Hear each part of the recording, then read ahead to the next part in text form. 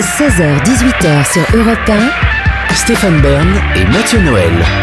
Historiquement vôtre. Aujourd'hui, dans Historiquement Vôtre, on rend hommage aux femmes branchées, les pionnières de l'informatique après Lady Ada Lovelace et Eddie Lamar. Vous nous racontez, Mathieu, l'histoire à 99% vraie d'une pionnière plus contemporaine.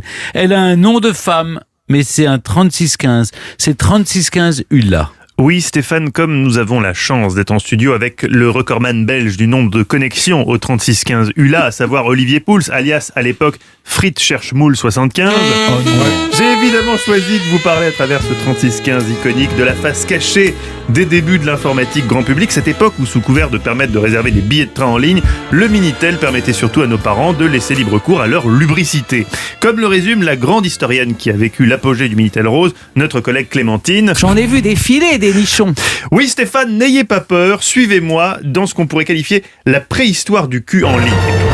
À la rencontre d'un dinosaure, l'ancêtre de Pornhub, YouPorn, Tube8, Jackie et Michel, Léo et Lulu, bon je vais pas lire toute la liste visiblement très exhaustive que m'a fourni David Castello-Lopez, le 3615 ULA, le T-Rex des 3615 coquins. C'est ce qu'on appelait le Minitel rose, Stéphane. À la base, une innovation technologique française. Il y a 39 ans, la France propulse le monde dans le 21e siècle. Le seul problème, c'est que le monde ne s'en est pas rendu compte. En 1981, une invention du ministère des Postes et des Télécommunications offre un aperçu de ce que pourrait être l'avenir. Il s'agit donc du Minitel. Bien avant l'avènement du web, c'est une sorte d'internet local, la première database du monde accessible au public. Des millions de Français vont pouvoir chercher des informations, consulter l'annuaire, réserver leurs vacances, mais aussi discuter avec des inconnus ou encore chercher quelques sensations sexuelles à moindre coût. Quoique, à 50 francs la minute, effectivement, on arrivait parfois à 10 000 balles l'orgasme. Autant dire que pour les plus assidus, notamment un certain Dirty Stéphane 69, chiffre qui faisait référence à ses origines lyonnaises et à la fin du mois, il ne restait plus beaucoup d'argent Pour mettre de l'essence dans la Porsche. comme vous dites. La cause de cette addiction, l'ancêtre de l'iMac en moche. Une sorte d'ordinateur archaïque noir pour les plus chanceux ou carrément marronasse pour marron. ceux qui n'ont pas eu de bol, avec un clavier relié à la prise téléphonique qui est installé gratuitement dans 1 million de foyers français en 1985. À la fin des années 90, 9 millions de terminaux sont reliés à quelques 25 000 services Minitel. On se connecte via une ligne fixe. Oui, une ligne fixe. Mon Dieu, ce que je me sens vieux. Grâce à un numéro à 4 chiffres, le plus connu étant 3615, puis on ajoute le code correspondant au service de recherché. 3615 SNCF pour des billets de train, 3615 Club Dorothée ou 3615 Prédira pour connaître son avenir, qui n'était cela dit pas très difficile à deviner, car si en 89 tu tapais 3615 Prédira, il était peu probable que tu deviennes prix Nobel de physique en 95. On citera encore avec un zeste de nostalgie 3615 Bern pour des rencontres entre personnes à cheveux bouclés. Bref, à cette époque, la France a clairement une longueur d'avance dans le numérique. La France est à la pointe, aux avant-postes de l'informatique. Alors bien sûr, ce qui a le mieux marché sur le Minitel et qui a largement contribué à son succès, ce n'est pas le fait de pouvoir s'y cultiver, mais évidemment la possibilité beaucoup plus enrichissante de s'y pignoler. Ah oui. Eh oui, voilà Stéphane, on arrive dans la partie de la chronique qui peut vous intéresser, celle aussi dans laquelle on peut potentiellement vous croiser comme personnage.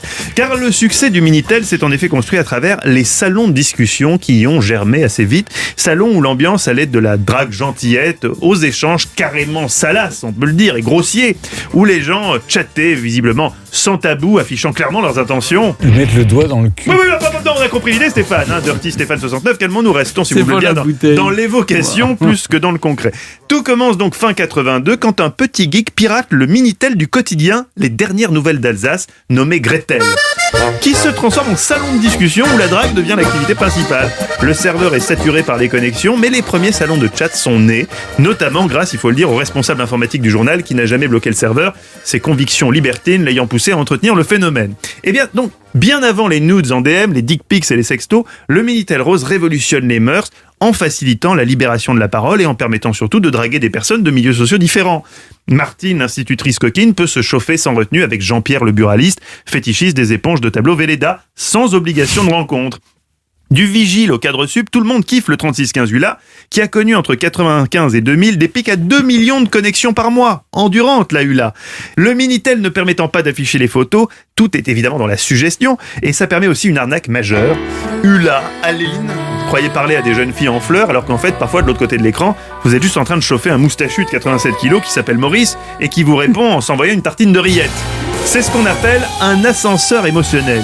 La bonne nouvelle, c'est que durant ces années-là, comme par définition on ne voyait pas à qui on parlait, certains petits malins se sont fait de l'argent. Et oui David. Vous pensiez chatter avec Sabrina Bonassova, une jeune fille russe diablement coquine.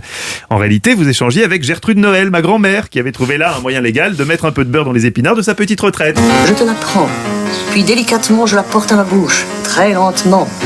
Comment ça, pas assez cochonne? Vous avez fantasmé sur ma grand-mère, c'est dégueulasse. Le but de ma grand-mère, évidemment, était de faire en sorte que le gogo, le client, reste le plus longtemps possible connecté, et ça marchait.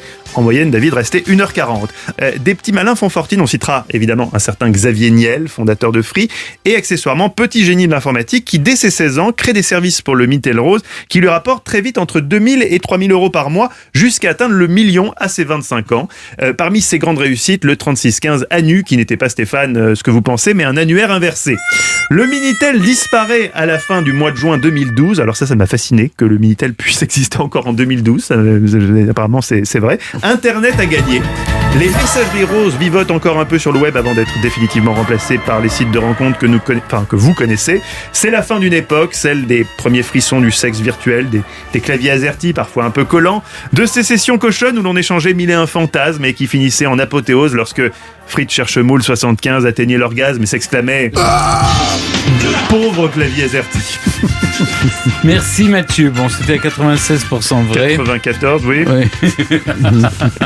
Tout est vrai sauf les pseudos, évidemment, ont été changés. Olivier ne s'appelait évidemment pas, vous vous en doutez, Fritz Cherchemoule 75, d'autant plus ridicule qu'il était un garçon très romantique à l'époque et qu'il habitait Boulogne. Donc vous pouviez le trouver à l'époque sous le pseudo déjà gourmet de Gambas Vicieuse 92.